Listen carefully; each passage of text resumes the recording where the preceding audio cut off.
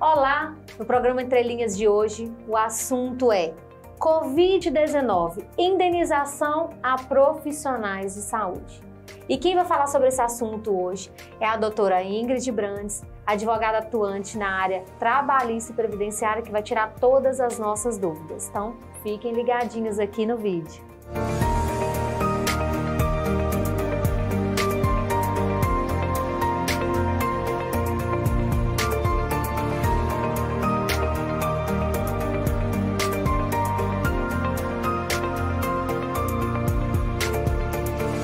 Oferecimento Fadivale, Faculdade de Direito do Vale do Rio Doce, e Planet, Comunicação Visual.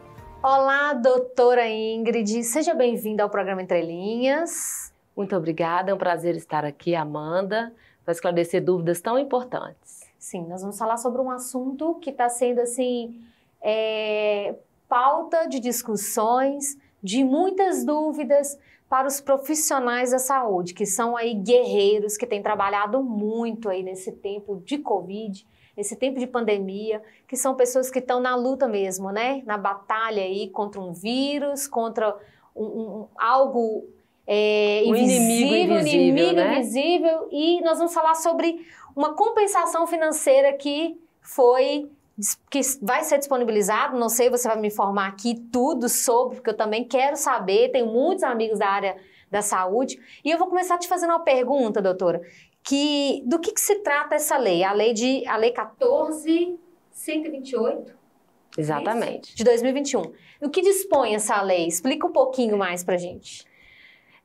A lei 14.128 de 2021, né, ela foi promulgada no dia 26 de março, né, desse próprio ano, e ela trata da compensação financeira, né, aos profissionais da área da saúde e também os trabalhadores da saúde, né? Essa compensação financeira vem por essa batalha, né, conforme a Amanda diz, que eles vêm passando, etc., né, nesse sentido.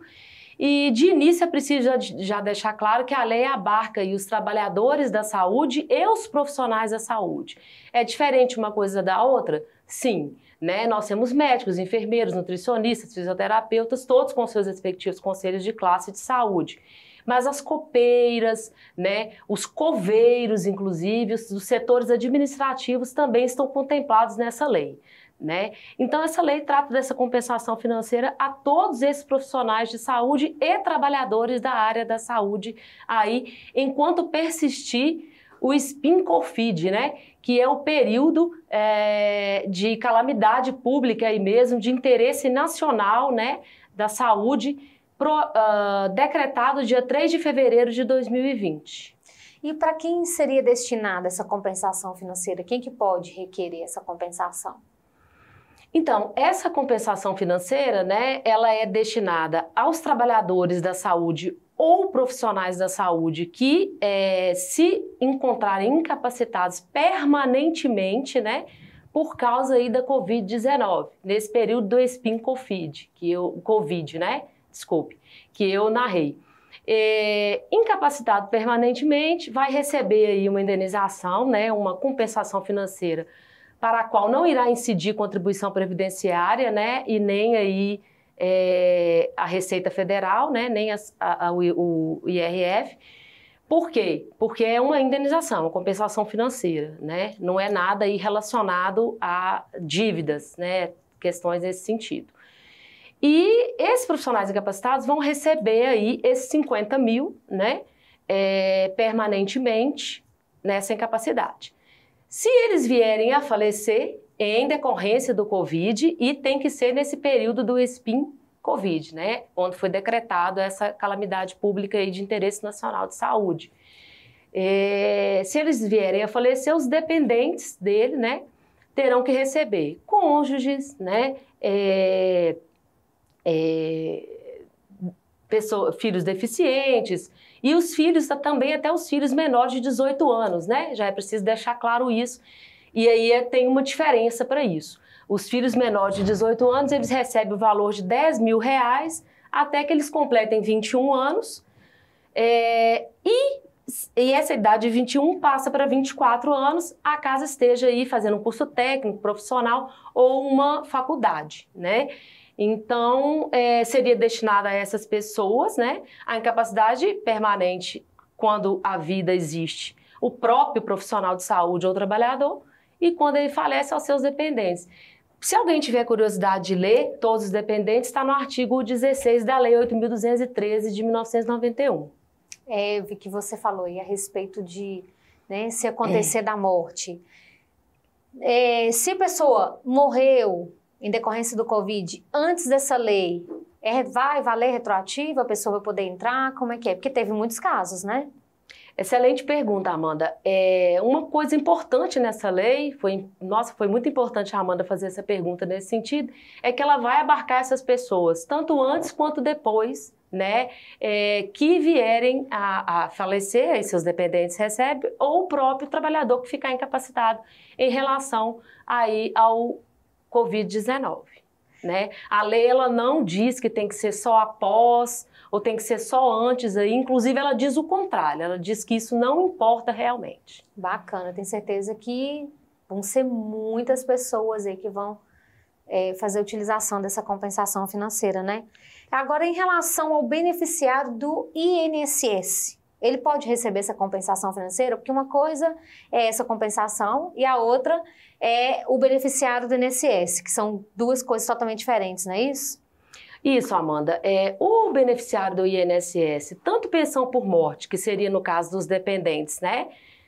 Cônjuges de dependentes, filhos menores, como já citei anteriormente, que tiverem recebendo a pensão por morte, né, do INSS, essas pessoas podem acumular essa pensão por morte, tanto o filho menor de 18 ou o maior de 21, ali entre 24, conforme nós falamos, estiver fazendo faculdade, ou a esposa, né, a cônjuge, né, do decujus, né, do falecido por Covid-19, ela pode acumular essa pensão por morte com esse recebimento dessa indenização. Por quê? A natureza da indenização, dessa compensação financeira, né, como a própria lei diz, não é previdenciária, ela não é um benefício previdenciário, né?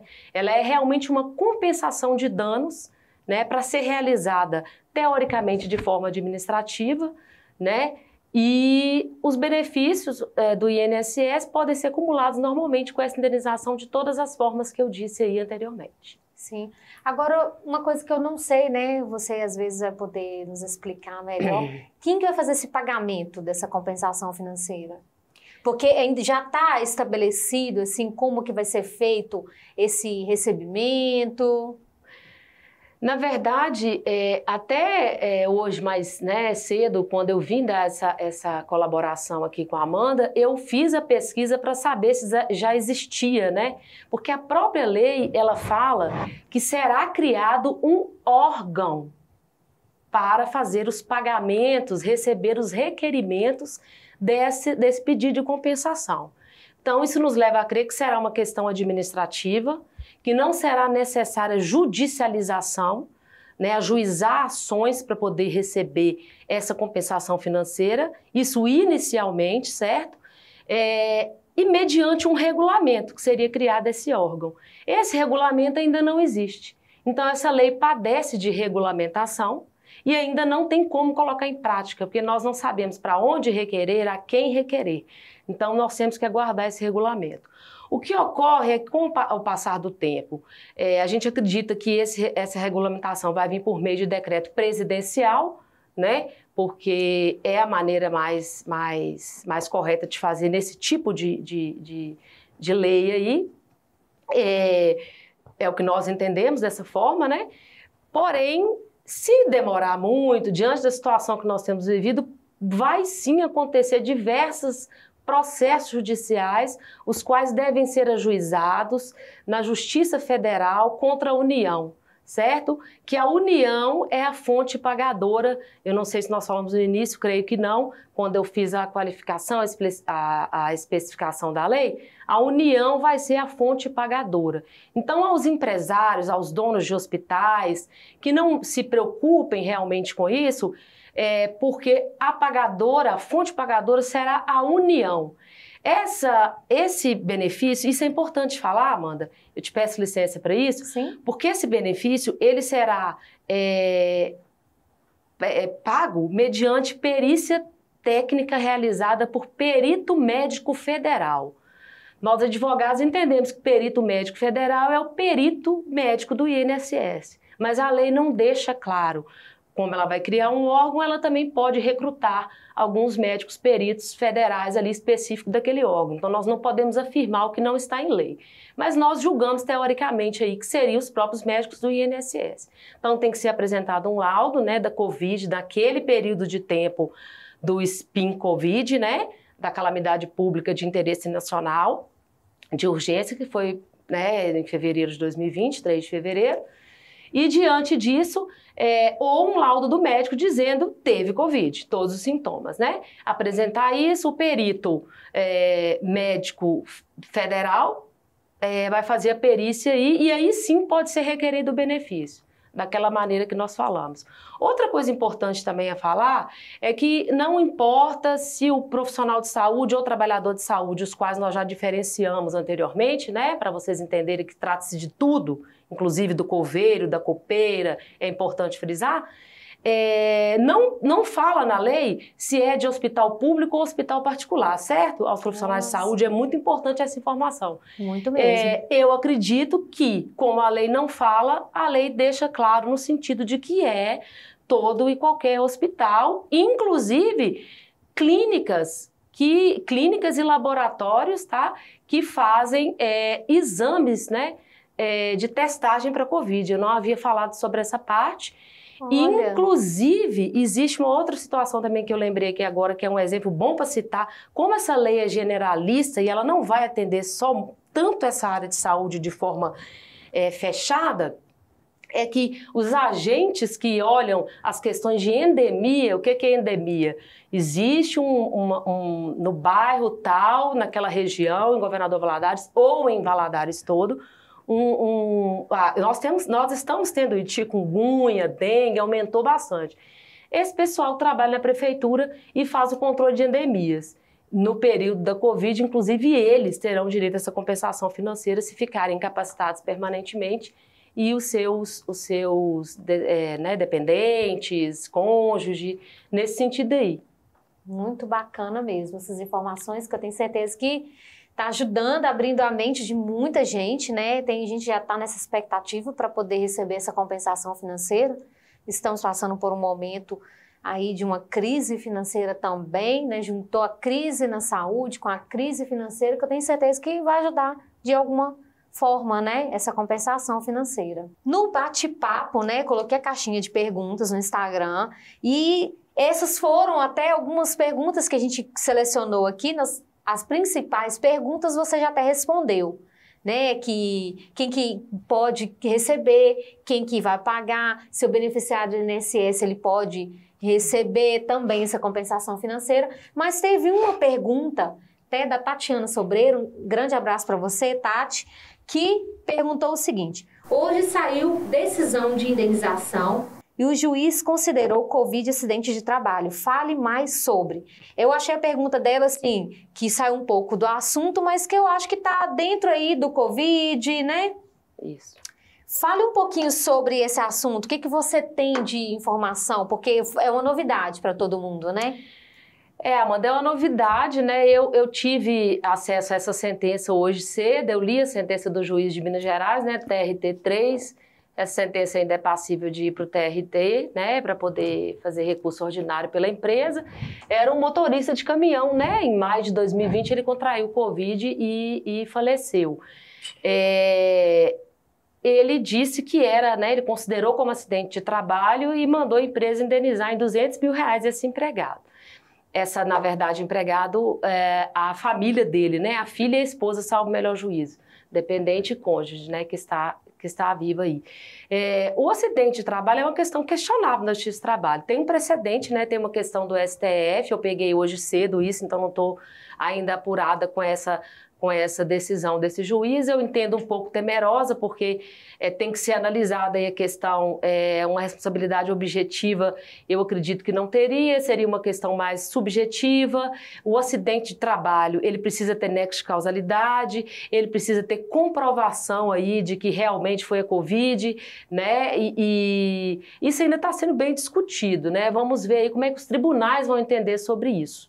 Tá certo? Mas o que eu acredito aí é que é relativo isso. Eu acho que se os EPIs são fornecidos ao funcionário da empresa, né,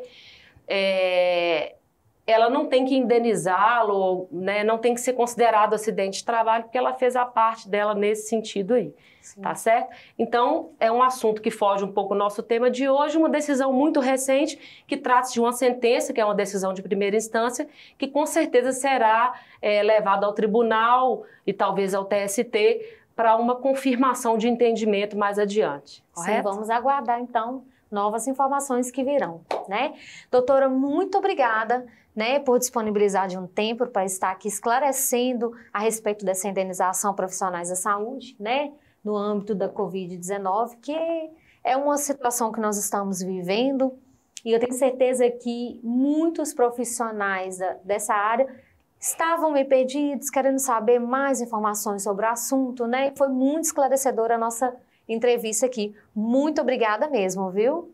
Muito obrigada, né, Amanda? Obrigada a todos aí pela audiência e um abraço. Esse foi mais um programa Entre Linhas, hoje com a advogada doutora Ingrid Brandes, que falou sobre indenização a profissionais de saúde. Então não deixe de curtir, compartilhar e salvar esse post. E até o próximo Entre Linhas, né, com mais novidades que virão por aí.